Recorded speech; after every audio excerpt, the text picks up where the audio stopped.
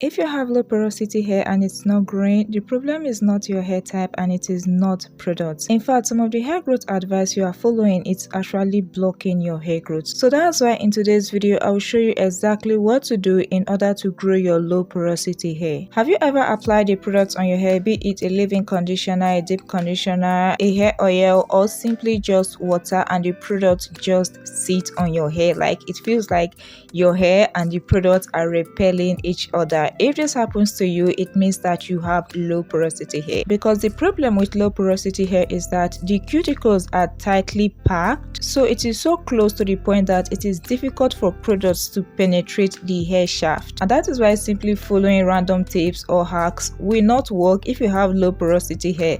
Extra care has to be taken, extra steps have to be taken in order to get your hair products into your hair. Apart from products just sitting on your hair, another thing you may notice if you have low porosity hair is that your hair always feels dry. No matter what you use, no matter the products you use, it always feels dry. And this is also because of the structure of the cuticles. So even your moisturizers are finding it difficult to get in. So whenever you use your leave-in conditioners, your moisturizers, your hair oils, they will just sit on top of your hair shaft instead of penetrating into the hair shaft and deeply moisturizing your hair. So that is why even when you use moisturizers, even when you use hair oils, your hair still feels dry after. Another thing you may notice if you have low porosity hair is that your hair looks healthy, but it is not getting longer. And honestly, if you don't care for your low porosity hair the right way, it is going to be difficult to get your hair longer and retain length, because products will not be able to get in, moisturizers will not be able to get in, your protein treatments will not be able to get in.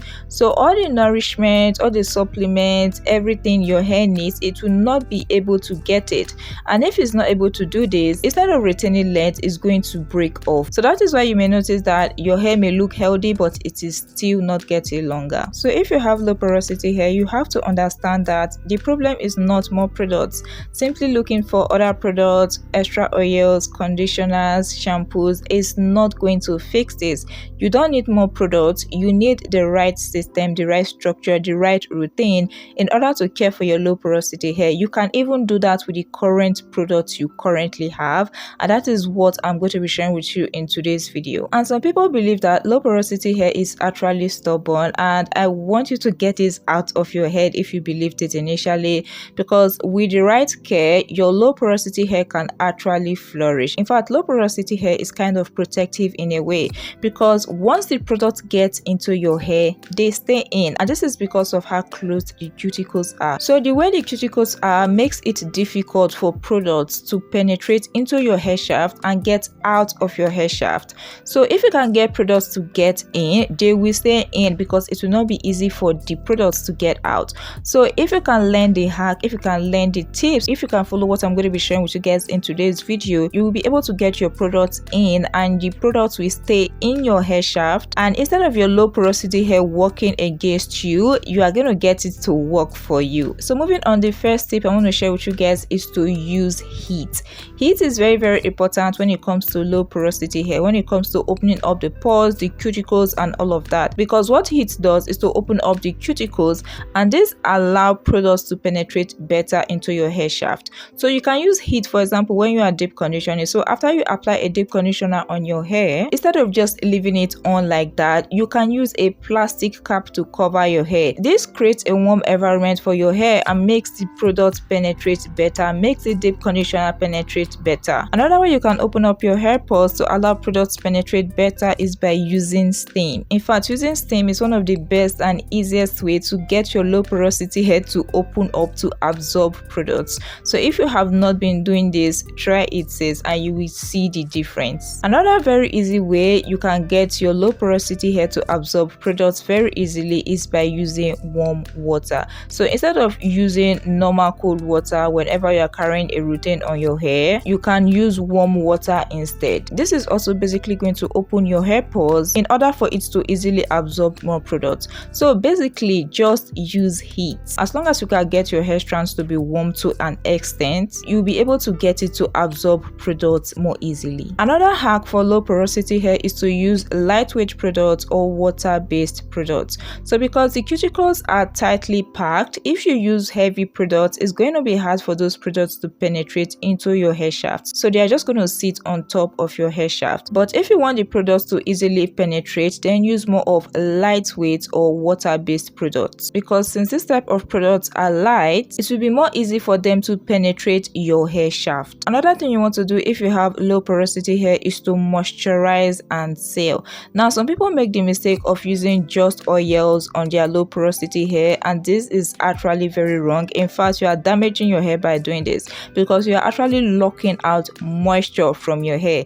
Your low porosity hair is already struggling as it is to absorb products and retain products, and using only oils to coat your hair strands in the name of moisturizing is just going to worsen the whole situation. So what hair oils do is to act as sealants, not moisturizers. So never ever make the mistake of using a hair oil to moisturize your low porosity hair. You always want to make sure you are starting with some form of leave-in conditioner or a water-based conditioner of some sort to moisturize your hair before you seal with a hair oil. Hair oils repel water, so when you use only hair oils, you are actually locking in dryness in your hair, not moisturizing. So that is why whenever you want to get your low porosity hair moisturized, always make sure you start with a leave-in conditioner or moisturizer or a water-based product of some sort before sealing with a hair oil. Another thing you have to avoid if you have low porosity hair is overusing protein treatments. So if you have low porosity hair, you should be very careful with how you do your protein treatments, with how often you do them, and what strength of protein treatments or protein deep conditioners you use. Because like I said earlier, once products get into low porosity hair, it stays in and it is actually hard for those products to get out. So if you overuse protein on your low porosity hair, if you use it too often, or if you use a strong protein treatment too often on your hair, this can lead to protein buildup in your hair strands and leads to protein overload. And instead of getting results from your protein treatment, it's going to lead to breakage, because when you have protein overload, your hair now becomes dry, it becomes starved of moisture, and it becomes stiff, crunchy, breaks easily, and before you know it, you are losing inches. So in order to avoid this, always make sure that you are careful with your protein treatments and you do them only when necessary. Moving on, the next thing you want to do is to clarify your hair regularly. Like I said earlier, when the products get into low porosity hair, they stay in, so meaning it is more easy for your hair to get product buildup, and the more products you use, the more buildup you get. The more often you use these products, the more buildup you get. So you need to have a routine to get rid of those buildup. If not, this can damage your hair and lead to hair breakage. So there are different ways of clarifying your hair. Something as simple as using a clarifying shampoo will be very helpful in clarifying your hair if you have low porosity hair. Other ways you can clarify your hair or detox your hair include using apple cider vinegar or using a detoxifying or clarifying mask. So basically, know that if you have low porosity hair, your hair is at risk of product buildup, especially if you use a lot of products and if you use them very often. So you need to have a clarifying routine and make sure that you are clarifying your hair